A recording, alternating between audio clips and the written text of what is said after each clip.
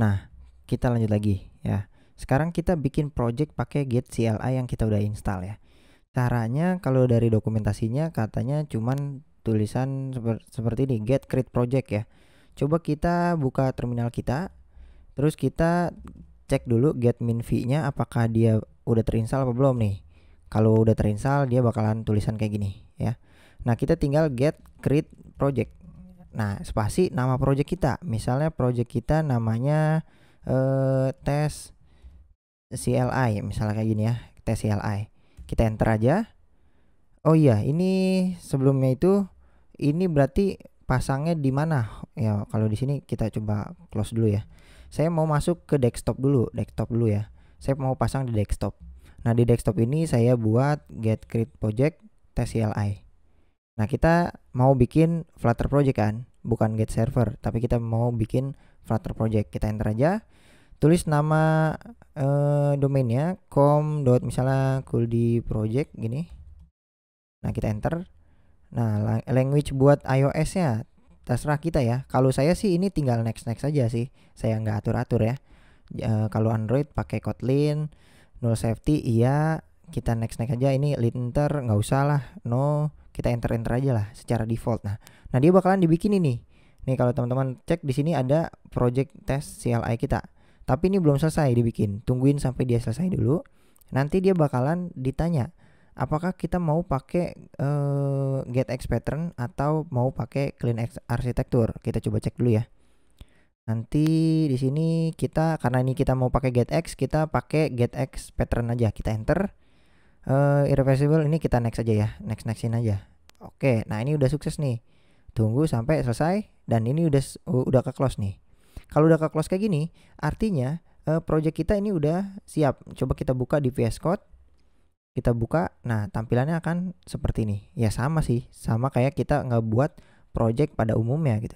Cuma bedanya adalah di sini di lib kita udah disiapin beberapa fitur nih, beberapa folder ya. Jadi di main dartnya udah disiapin nih, get material udah dikodingin sama dia. Nah, kita udah disiapin get page juga. Kita disiapin initial root juga nih. Jadi dia ada di app page nih. Apa sih isi app page? App page itu adanya di roots ya, app root. Berarti di sini di app di roots ada app page.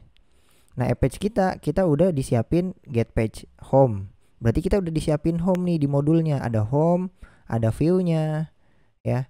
Si view ini setiap view page ini, setiap page home, setiap page itu udah disiapin juga controllernya. Jadi kita nggak perlu repot-repot lagi bikin controller ya.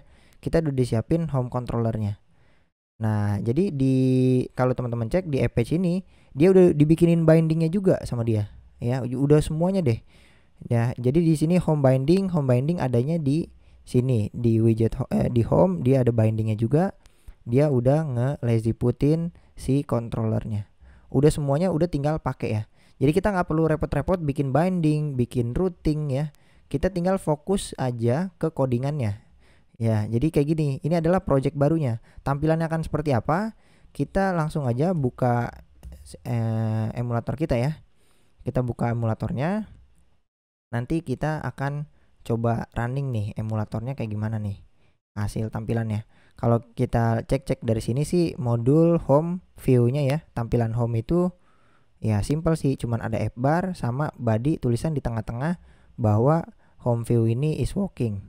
Dengan font size-nya 20. Simpelnya seperti ini. Kita cobain aja. Run without debug.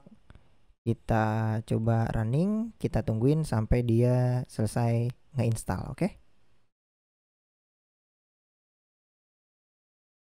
Nah, ini adalah tampilannya nih. Jadi tampilannya home view ya seperti ini ya. Jadi kita fokus ke page-nya aja, home.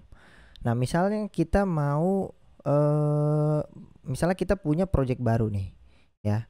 Misalnya kalau ini kan kita ngebuat project ini langsung dari getX-nya ya. Jadi coba ini kita close dulu.